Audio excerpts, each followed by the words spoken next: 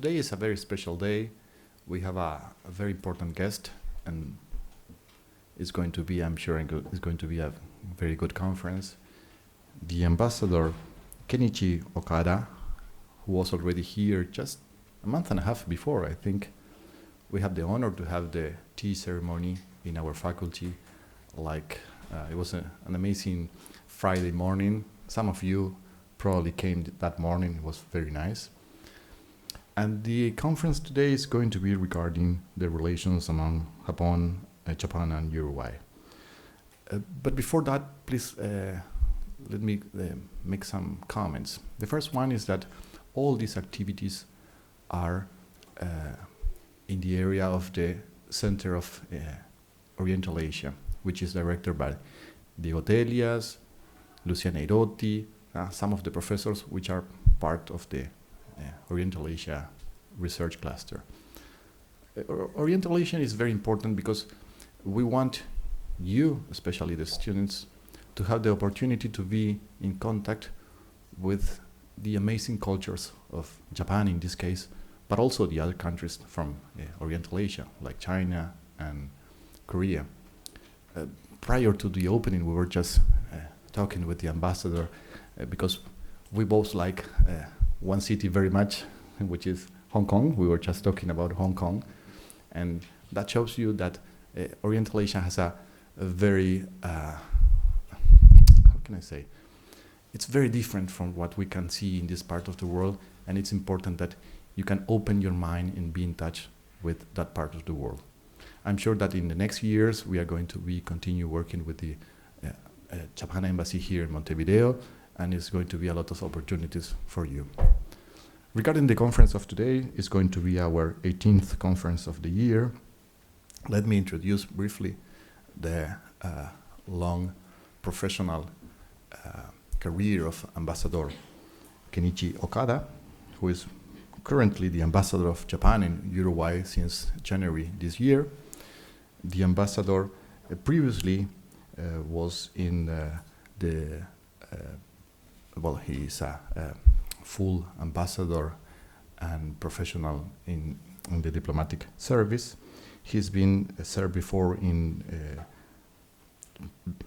Beijing, Shanghai, Taiwan, Washington, D.C., Seoul, and also Hong Kong, which we were just talking before that. And previously he was also in Chicago. So as you can see, what we're going to experience today is an ambassador with a whole view of the world, which is very important, because sometimes in this part of the world we forget that on the other side, many important things are happening all the time. The sun rises probably in another part of the world. Okay, so it's before here. What I'm trying to say, using a metaphor to understand that when we get the sun was already in East Asia for many, many hours. So that's important part to understand the world. He also was a student, a special student in Peking University, and has a degree in law from the Tokyo University and a Master of Arts from Harvard University. So, Ambassador, it's really a pleasure. We welcome you very much, and we give you an applause to welcome you here. Ambassador.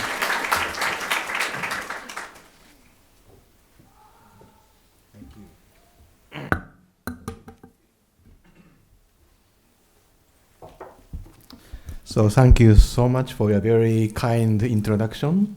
And he is too kind because he say I have a entire perspective about the entire world, but I don't have any European experience or any Middle East experience or Global South experience. So I need to learn a lot, and I'm really happy to be in this part of the world to learn a new perspective for me as a diplomat. So I'm really enjoying every day in Uruguay, and I'm learning a lot about Uruguay as well as South America. It's really a great, exciting moment. But today, I'd like to be of any help to you to understand what's going on in other parts of the world, like Japan, China, US, these parts. I hope I can be of any use and help to your understanding about that part of the world. And today, I don't want to stick to the official line of the Japanese government because that would make my presentation very boring. So today, I'd like to speak just on behalf of myself, 100%. Doesn't reflect any official state standpoint of Japanese government or embassy. But please enjoy. And before I start, I just would like to know if you have any specific points or issue you would like to hear during my presentation. I'd like to do my best during my presentation. And if you have any specific topics or issues which you would like me to touch upon during my presentation, please speak freely, or you can raise the question and answer session, your question. That's also fine to me. Any specific issue which you are particularly interested? Okay, so let's start with my presentation materials.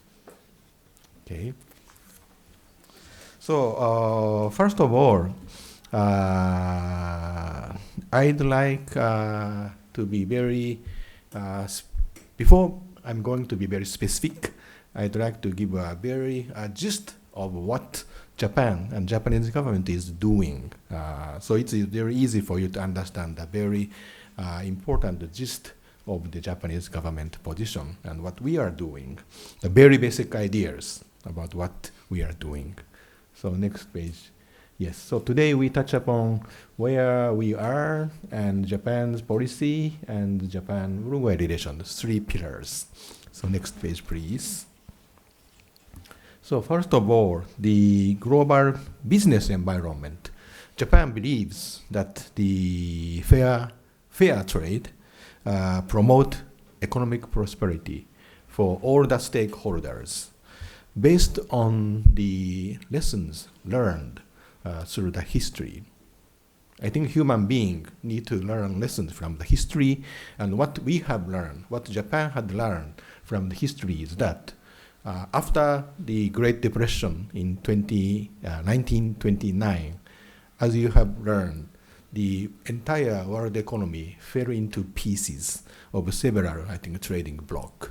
And we believe that was, I think, total mistake at that time, which eventually led into the war, very unfortunately. So Japan and many other countries believes that multilateral free trade system is very, very important, not just for the economic prosperity, but also for the peace and stability in the world.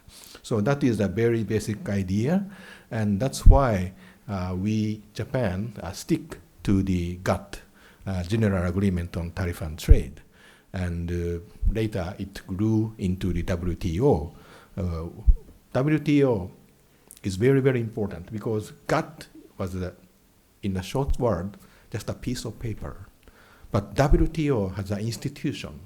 WTO has a dispute settlement panel, dispute settlement mechanism. So you have any complaint about some other country's trade practice, you can go to WTO and you can have a justice over there. So it's not just a piece of paper, it's an organization, institution, which is very, very important to us. And of course, we have to remember that between GATT and WTO, Uruguay played a very important role, which is Uruguay Round. And it's a very, very important negotiation, including more than 100 countries. And I learned that Uruguay foreign minister started this negotiation in Punta del Este, and another Uruguay foreign minister concluded that negotiation in Punta del Este. So I really remember that Uruguay played such an important role, and I have learned that for the football, Uruguay also played a very important role.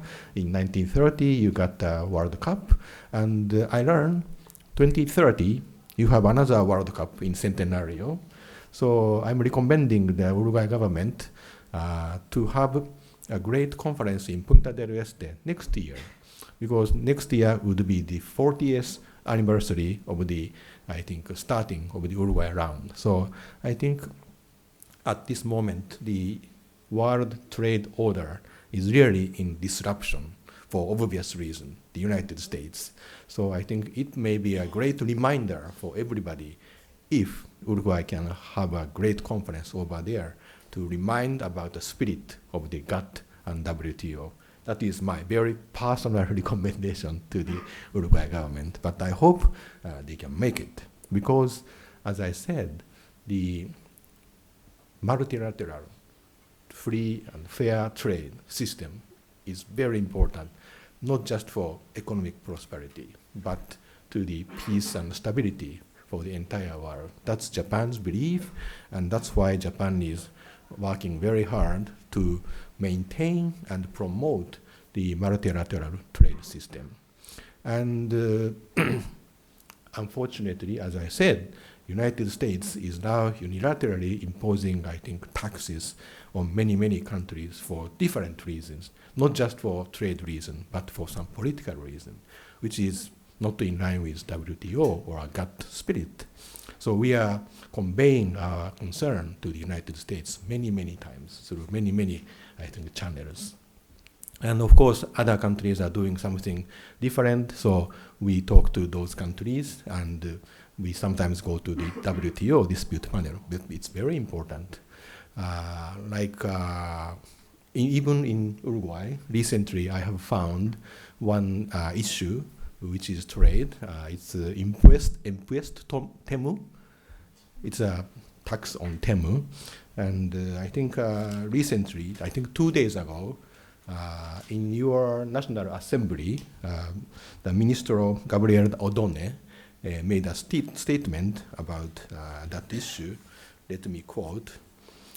When they are talking about impuesto temu, he said, it is very aggressively at the global level, and it is also present in Uruguay. And the purpose of the temu is to build loyalty, to penetrate markets, and they subsidize, and they are selling below cost. That is what is happening, and that is why shipments rose to almost 1 million last year with more than 650,000 users. So it's a sort of problematic trade practice in many people's eyes, even in the eyes of, I think, Minister Gabriel Odone.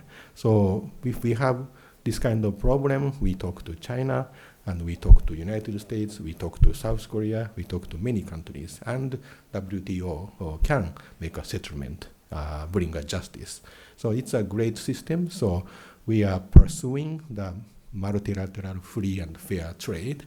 And because some countries could be exploiting the WTO system, so that's why Japan has been promoting the CPTPP, as you may know. And I have learned that Uruguay is also trying to be a member of CPTPP, and I believe that is a great attempt.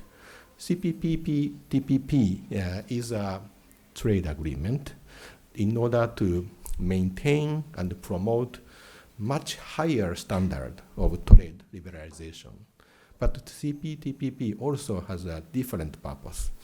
The purpose is that a group of countries which shares the fundamental values and principles like human rights, freedom, and democracy, and rule of law get together and have a great network of trade. Because in the past, it's just an example. There is a dictatorship country, and they are exploiting WTO system.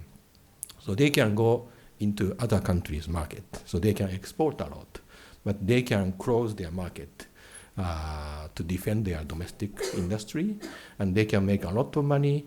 And unfortunately, those dictatorship countries use that money and resource to suppress their own people. That's what we don't want to see in the future by CPTPP. So we hope that a group of countries with their fundamental values like human rights, rule of law, can get together and keep and maintain high standard, I think, trade agreement while maintaining the human rights or rule of law all over the world. That is the very important concept of the CPTPP, and I personally believe, Uruguay is well qualified to be a member of CPTPP. This is not the official statement of the Japanese government. This is my very personal experience during the past, I think, 8 months in Uruguay, and I'm sending this message to Tokyo. I hope they can take it, but of course we need to work closer with the Uruguay governments. So here is the opportunity for Japan and Uruguay to work together. Uruguay can be or could be the member of the CPTPP, and it will open up the great opportunity for Uruguay's industry and Uruguay's so many small and medium-sized country. And about, I think, 2 days ago, the South Korea, our very important neighbors, also expressed their willingness to be a part of CPTPP. So CPTPP is expanding, and it could be a great opportunity for Uruguay. Okay, so this is, I think, the trade part.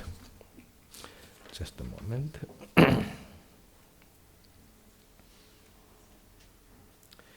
Okay, so next page, please. Okay, so this is the strategic environment, as you know. This is the indicating the number of the nuclear warhead by major nuclear power. And another lesson learned for Japan is that peace is important. Unfortunately, my country made a mistake in 1930s, and we resorted to the use of force to change the status quo.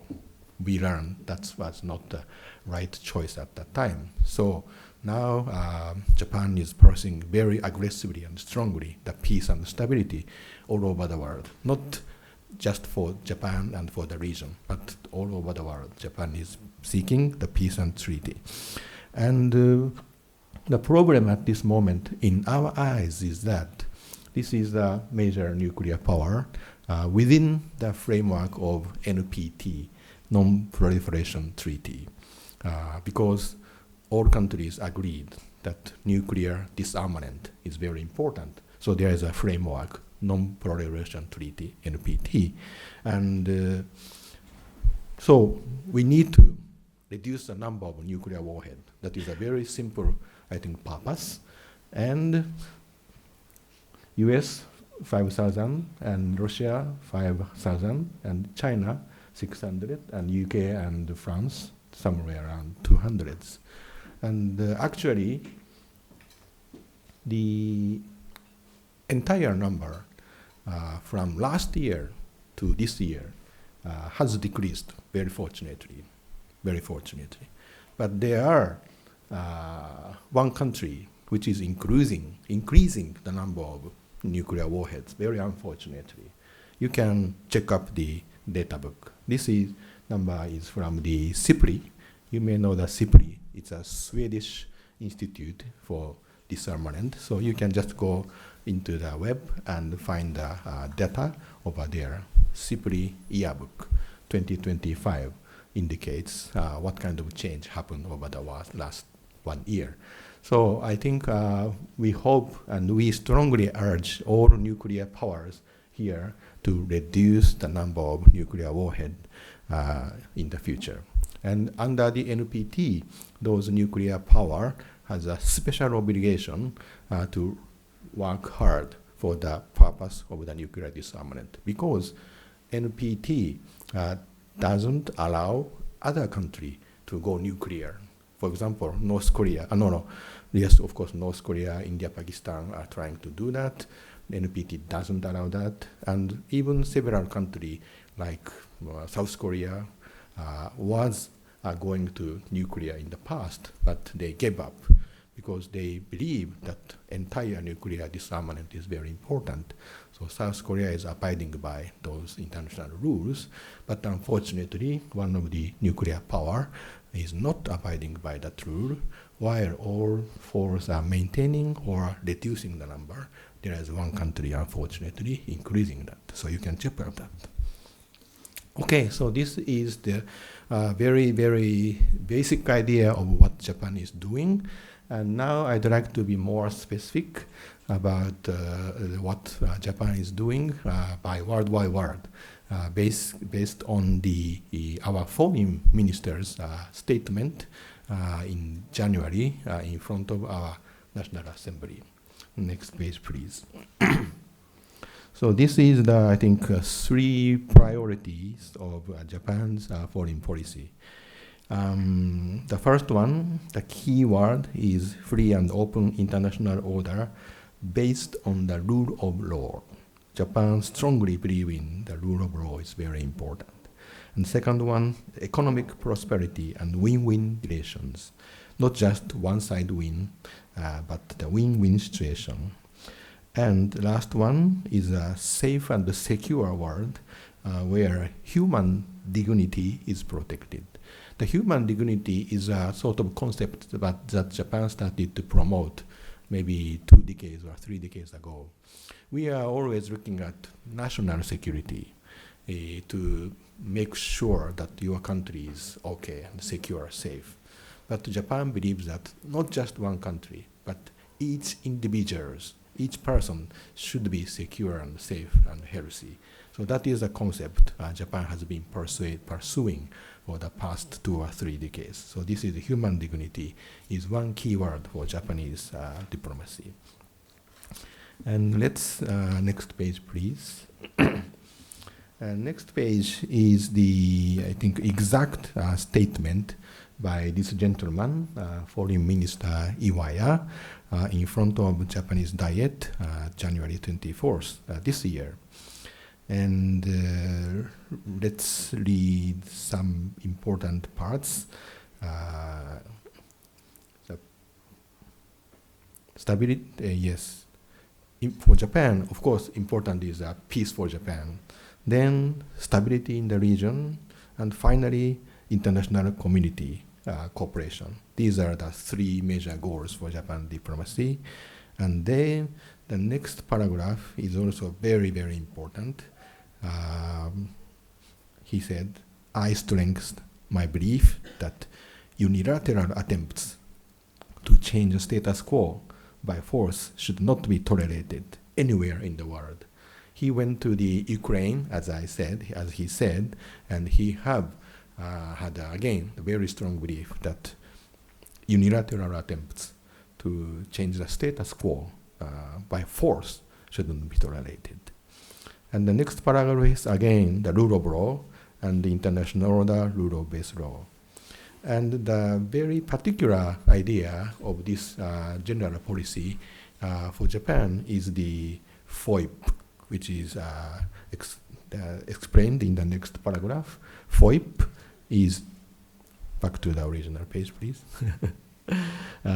In the this paragraph, FOIP are free and open in the Pacific.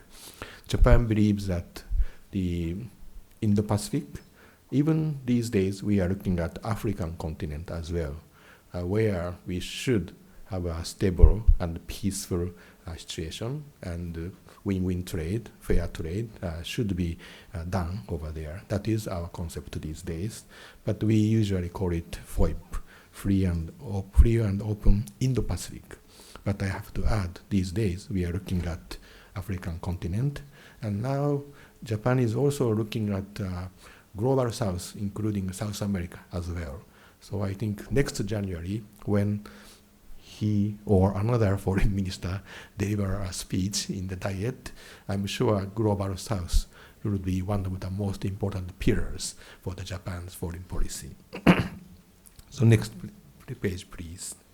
So just to review what I said, the most important idea is that we totally against unilateral attempts to change the status quo. If you have any problem, you have complaints, you can go to WTO, you can go to the International Court of Justice, where you can have justice. You shouldn't use your force to change the status quo. You shouldn't use the force to solve your problem. That is a very basic idea, and I'm sure Uruguay strongly share this fundamental value. That's why I think Japan and Uruguay have been and will be continuing to work together at many, many international organizations and international, I think, arena or conference. And in order to achieve this specific goal of free and open Indo-Pacific, what Japan is doing is the cooperation with other countries. As I said, as I wrote here, the main pillar is the Japan-US alliance. That is the most important pillar for Japan's security policy, foreign policy, but not just Japan-US. And you can see Quad. Have you ever heard of Quad? Quad is another concept by Japan, US, Australia, and India, which is exactly in the Pacific place. So we have this framework. And we also have a trilateral. The first trilateral is Japan, US, South Korea. This is a group of countries to work vis-a-vis North Korean issues. So Japan, Korea, and the United States has been working very closely to coordinate to have a coherent policy toward North Korea. The second one, Japan, US, Philippines. This is another quite new, I think, trilateral. And as you may know, the Philippines has a problem in South China Sea. Because the South China Sea, as you may know, there are a lot, maybe 5 or 6 countries are claiming their territorial, I think, issues. So there are a lot of disputes over there, and sometimes there are military clash over there. And we believe Philippines needs some support from US, Japan. So we are supporting Philippines. US is supporting Philippines. In the past, as I wrote here, we had a ODA. ODA is an official development aid. It's a very normal official development aid to support developing countries in their infrastructure or education or health situation. That is the official development aid. But recently, very recently, Japan started OSA, Official Security Assistance. So now we can offer some security assistance, like a Coast Guard ship or airplane or some munition, these things. So Philippines is now receiving Japan's support, and I think some other Asian countries are also receiving Japan's support. So this is a new development, and again, against the unilateral change of status quo by force. This is a very important principle shared with Uruguay. So I hope Japan and Uruguay can continue to work on many, many occasions. And as I put this picture, we really respect the Uruguay contribution to the PKO operation, which is amazing. You may know per capita contribution to the PKO, Uruguay is the world number 2. So this is really amazing, and I think Japanese people should know these great, I think, aspects of Uruguay. I will touch upon this issue later. So Uruguay is contributing a lot, and Japan is going to contribute. So I'm sure Japan and Uruguay can work together in the future. Then next page, please. And next page is the economic issue, right? And again, the key words are rule-based, free, and fair economic order. And the WTO is the most important one, and the CPTPP is another important tool coming up recently. And the CPP, as I said, is not just a free trade agreement, but also a system to promote the human rights and the rule of law all over the world. And I hope Uruguay can be a member of that CPTPP and play an important role in promoting human rights, rule of law all over the world. Okay, so next page, please. This is also the global issues and human dignities. And in order to realize the safe and secure world, we believe that, of course, the most important apparatus is the United Nations Security Council. But unfortunately, as you know, there has been no change in the Security Council for long years since its establishment. So Japan has been advocating its reform for several decades already, and we will continue to do that.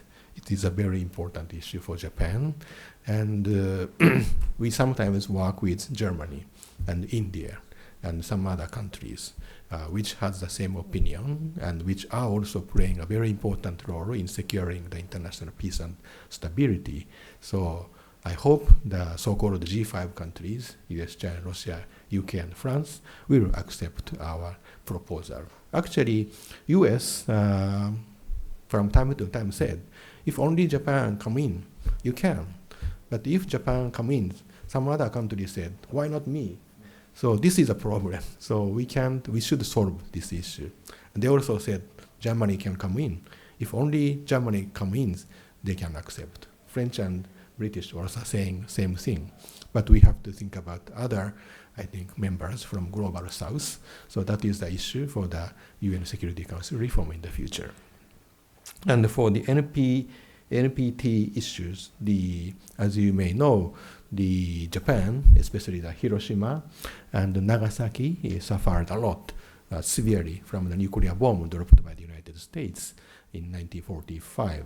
So Japanese government as well as Japanese people strongly believes that nuclear warhead, nuclear weapon should be, I think, disappear from the world.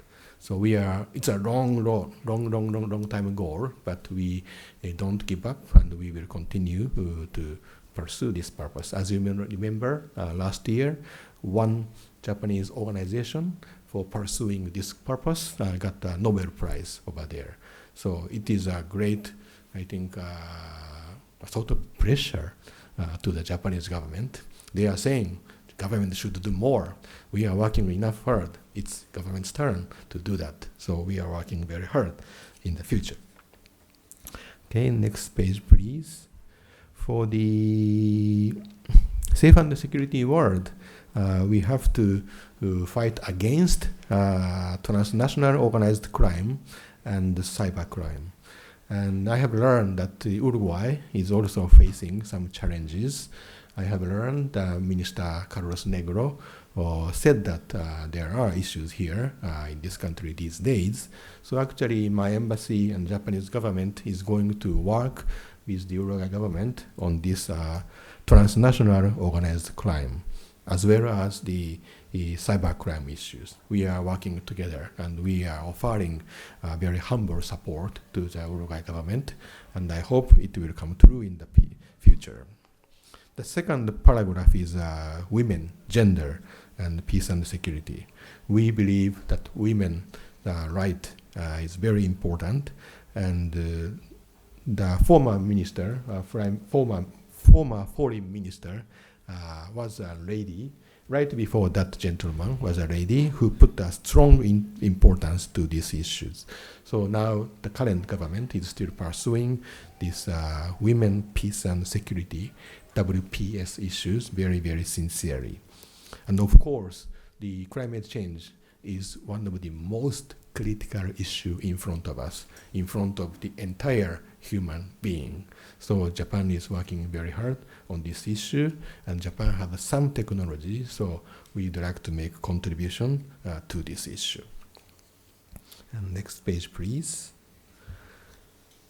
So as we have seen, Japan has 3 pillars, and as I said many times, Japan and Uruguay shared those priorities. So there is a very strong, I think, bonds and trust between Japan and Uruguay. You can see from the shaking hands with our former Prime Minister Kishida and your former President, Mr. Lakaja-Pou. And the next photo is shaking hands with current President Mr. Orusi and the Japanese lady who came to Uruguay on March to attend the inauguration ceremony of the President Orusi. This is a very important moment for us. They have a very strong shaking hands, and actually they are hugging each other after this. Unfortunately, we couldn't catch that moment by photo, but I had a very strong feeling that there is a very strong trust between two countries. And this lady is now the president of Japan Uruguay Parliamentary Friendship Caucus. In Japan, there is a group of members of the parliament, congressmen and women, who are the member of Japan Uruguay Friendship Association. And she is the head of that, I think, caucus. That's why she came here as a special envoy from the Japanese government. And the fortunate thing is that she once was a Minister of Justice. So when my embassy is thinking about offering something to Uruguay government in terms of fighting against organized crime or cyber crime, she can be a great help to us because she can push the Ministry of Justice in Japan. Why not? Uruguay is very important. She have a very strong say. So I hope that this will work in the future. So next page, please. And as I said, Uruguay is really a great country in many, many aspects. But unfortunately, Japanese people basically don't know. And I'm afraid many, I think, ASEAN people don't know these great facts. So I and my colleague sitting here in front of me, the lady, have made up this piece of paper saying how great Uruguay is. And I'm using this paper to explain situations of Uruguay to Japanese government officials, Japanese, I think, members of the parliament, as well as Japanese businessmen, because they don't know, so they don't understand how Uruguay is important. So my first effort is to let Japanese people understand how great Uruguay and how we can work best for the future. So if we look at this table, for example, the first one is a Global Freedom Score 2024. Of course, in Latin American countries, Uruguay is always or almost number one or number two. But if we look at the global size, Global Freedom Score, Uruguay is number 11. Japan is also number 11, and Germany 24, and UK 35, US 58. So by comparison, you can understand how great Uruguay is. And I think Japanese people should understand. So not just Global Freedom Score, there are a lot of index which indicates that Uruguay is a great country. Uruguay is very small in terms of size and population, but Uruguay has been playing a very important role as a model for promoting the human rights, rule of law, I think no corruption, a lot of things, including e-government. E-government is also very important. And finally, at the end of the line, we also put the PKO, as I said, really great, I think, contribution. Because Uruguay is already a developed country, but still you are making a very important contribution, not in financial support, but in, I think, human contribution, because your people are out there on the ground. I have learned recently, around January, one Uruguay soldier was killed in Democratic Congo. But I learned that Uruguay government is still committed to supporting the PKO operation over there. So they are now resending some other, I think, people. I really respect the Uruguay government's commitment to supporting PKO, because PKO is very important in maintaining the peace on the ground, like a country, Congo or Sierra Leone, a lot of things over there. So this is one of my attempts to let Japanese people, Japanese government officials, Japanese congressmen, women, and Japanese business to understand Uruguay. That is the very beginning of everything. And next page, please. And as I said, let me tell you the very exact, specific example of what we are doing on many occasions. Uruguay is known for its commitment to democracy and the rule of law. So it's a sort of hypothetical situation to be getting your understanding. For example, in United Nations Security Council, if Japan start to criticizing North Korea in there, and the United States may be supporting Japanese argument, a lot of attendants may think, oh, Japan is always criticizing North Korea, and US is an ally of Japan, so it's quite natural for US to follow. But if suddenly the representative of Uruguay stand up and say, North Korea doesn't have rule of law, North Korea doesn't blah, blah, blah, I think this could be a very great help for Japan. And a lot of, I think, attendants may think, oh, what Japan is saying could be important, because now even the Uruguay is saying, supporting the government, the Japanese government's position, because Uruguay is known to many countries which has committed to the value of human rights, rule of law, these things. So in this way, Japan and Uruguay has been working very closely in many, many occasions. And of course, Japan also supports Uruguay. So this is one simple example, just a hypothetical example, so that you can understand clearly what Japan and Uruguay can work on the international arena. And for the second part, political, social environment, stable one, and reliable economic policy, this is very good for business, for Japanese business. For example, there is one paper company, the company who is making a paper from wood. And this Japanese company is a world number 4 company after 3 American companies. So it's a big company. But they recently came to Uruguay and invested a lot because they believe Uruguay's, I think, political and economic stability is really good. And as you can imagine, making a paper from trees does take a long, long time, because first you have to plant the trees and you have to wait until the tree becomes big. Then you can make a paper. So it's a long time investment, unless they are quite confident that this country is really, really stable. They cannot invest. So they chose Uruguay for the, I think, very important, I think, place for destination for the investment.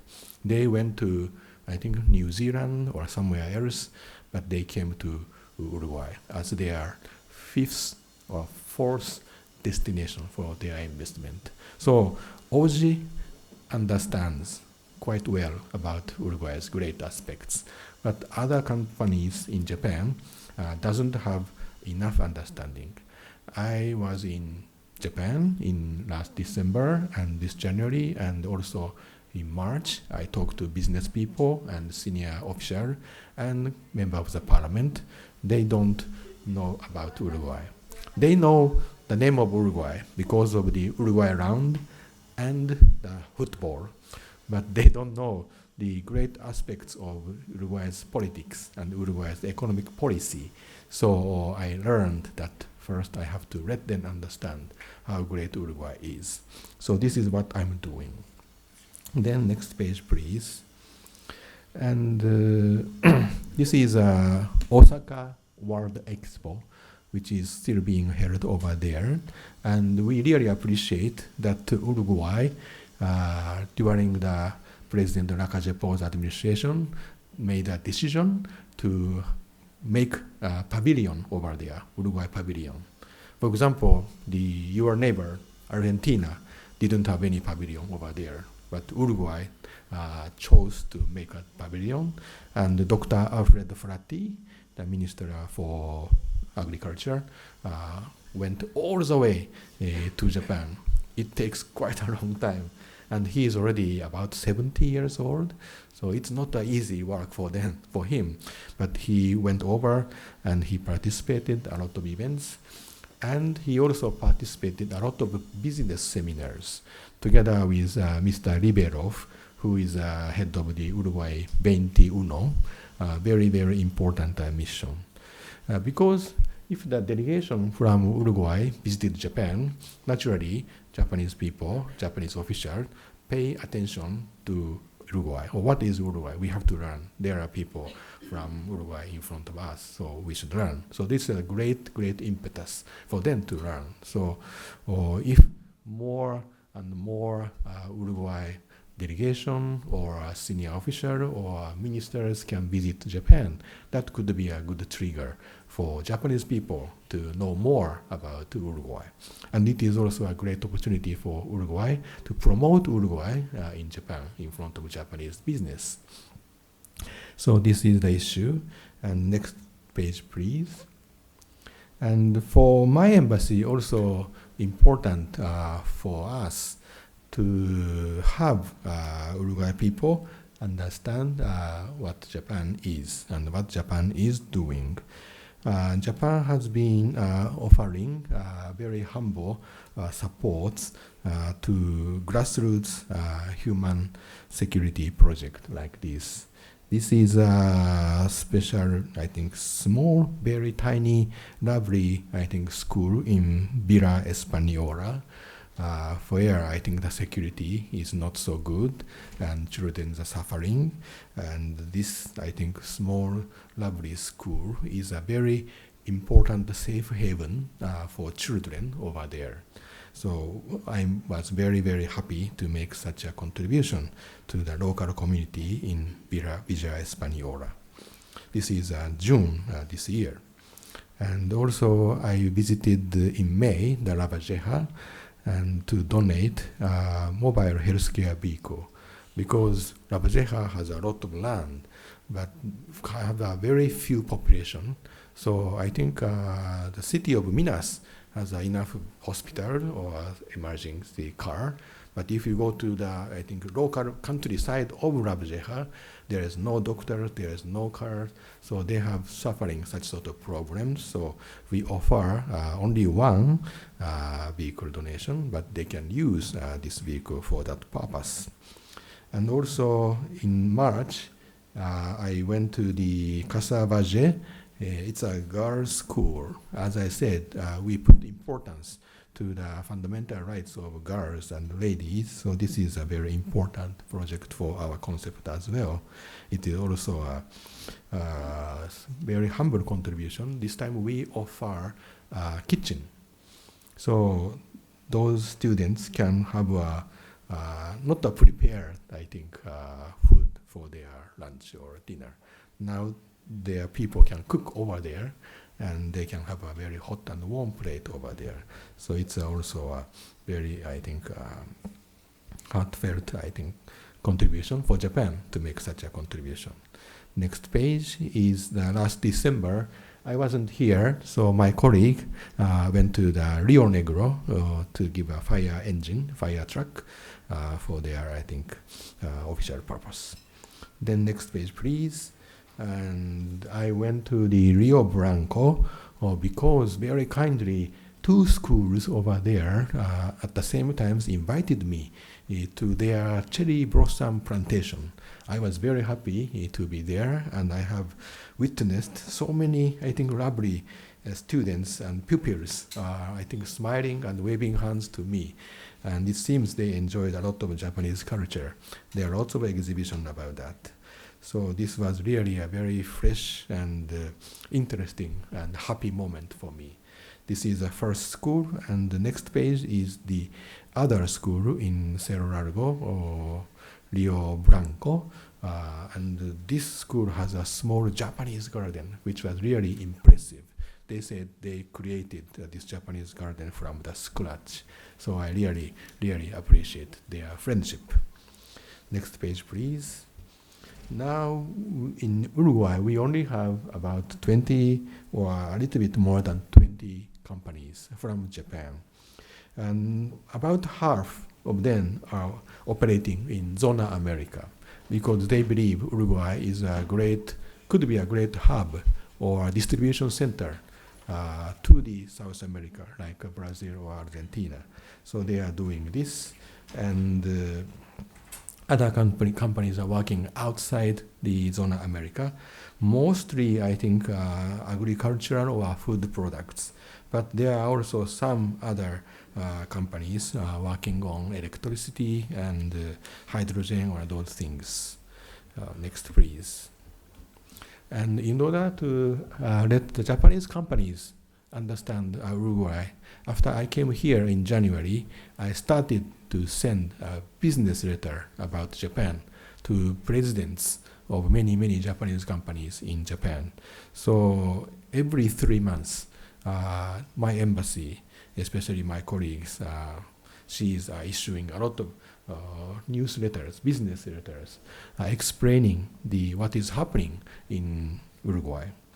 The first one is of course, the very, very amicable transfer of power from one president to the next president.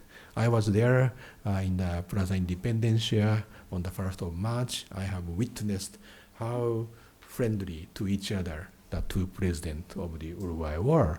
That was really impressive, and it is a sharp contrast to what is happening in the United States or Japan. That sort of things never happened in Japan or over United States. You cannot imagine Biden and Trump are standing on the same stage and shaking hands, hugging together.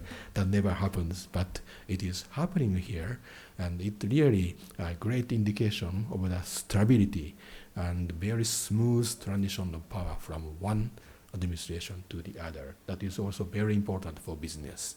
So we put a strong importance to this. You can see in the business letter a series of pictures which I took right in front of them, how they are interacting to each other in a very friendly manners. And also, I learned that Uruguay has a lot of IT human resources. And as I visited, Microsoft chose Uruguay as their AI lab. AI is one of the most important issue these days. And Microsoft until then had only 2 AI labs outside the United States. The first one is in Munich. The second one is Shanghai. Then Microsoft chose the Uruguay for their third destination, which means a lot, which tells a lot of things. So in order to convey this story, I put this photo and some, I think, sentence to explain that. Next page, please. Next page, from April to July, very important thing that unfortunately happened is the passing away of the former President Mujica, who is unbelievably famous in Japan because his philosophy quite fits in the context of Japan. So if he goes to, when he visited Japan, he was like a rock star. So many people came to the airport to see him. So many people attended the conference where he attended. So for Japanese people, President Mujica was a very important symbol of Uruguay. So I put this very sad news to this. And also in the month of May, Uruguay has local elections for every, I think, intendente and mayors chosen. One of the most impressive incident was the Lavalleja. Lavalleja, I learned that for past 2 or 3 decades, one party had a control, but just by 95 votes, the administration changed to the other, I think, political party. If it is happening in the United States, of course, many people will demand a recount or everything, raw case. But nothing happened here. Everybody accepted the result in a very peaceful manner. I think we need to respect this great, I think, trust in democratic system in Uruguay. So I conveyed this to the Japanese people. And also we explained the macroeconomic trends and, of course, impact of US tariffs on Uruguay. And I also, next page please, explained how beautiful the Murga and presentation of Uruguay delegation in Expo Osaka. And recently also Uruguay started the Uruguay Innova. This is also very important issue for Japanese companies. And of course, Mercosur's progress is another one. But at the same time, I need to explain honestly what is happening in Uruguay, to be fair, to be trusted. So I explain also a little bit of negative aspects of what's happening in public security aspects.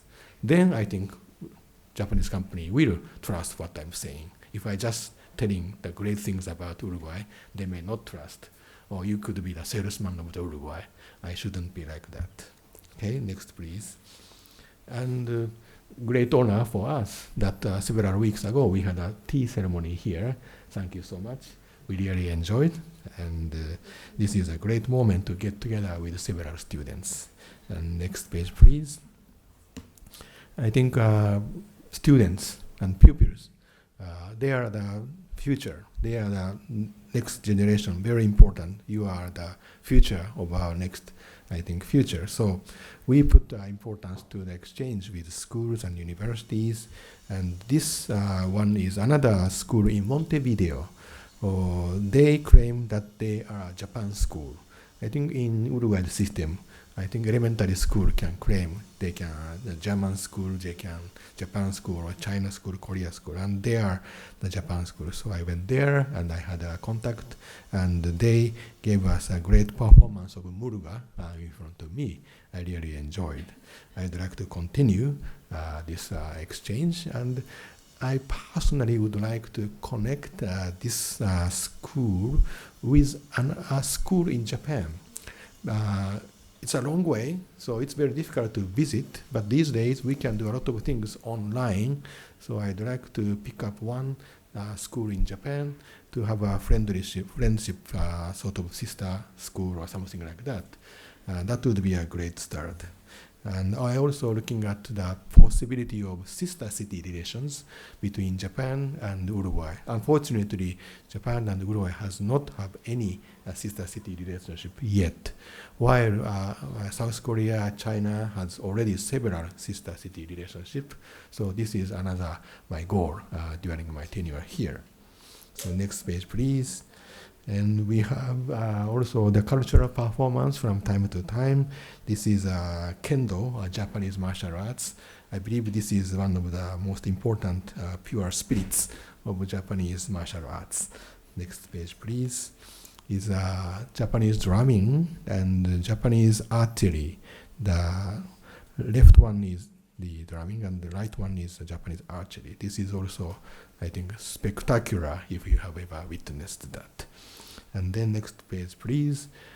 We also have a working holiday program, and I have just learned Mr. Diego-san is going to Japan using this framework from September this month. So I'm looking forward to hearing from you about your experience in Japan, and please tell your stories to your friends. Thank you so much. And next page, please. And we also have a scholarship program. We have a website at our embassy. You can have a look at that if you are interested. And finally, very soon, next month, October 11th, we have a Japan festival. We have a lot of Japanese cultural performance and maybe Japanese tea ceremony or Japanese food over there. And this gentleman is my predecessor, Ambassador Asari, so elegantly did a tea ceremony by himself, putting on Japanese clothes. So I may be trying to do the same thing. Anyway, if you have time, please drop by. Thank you so much. And this is the end of my presentation. Thank you for your listening. Thank you.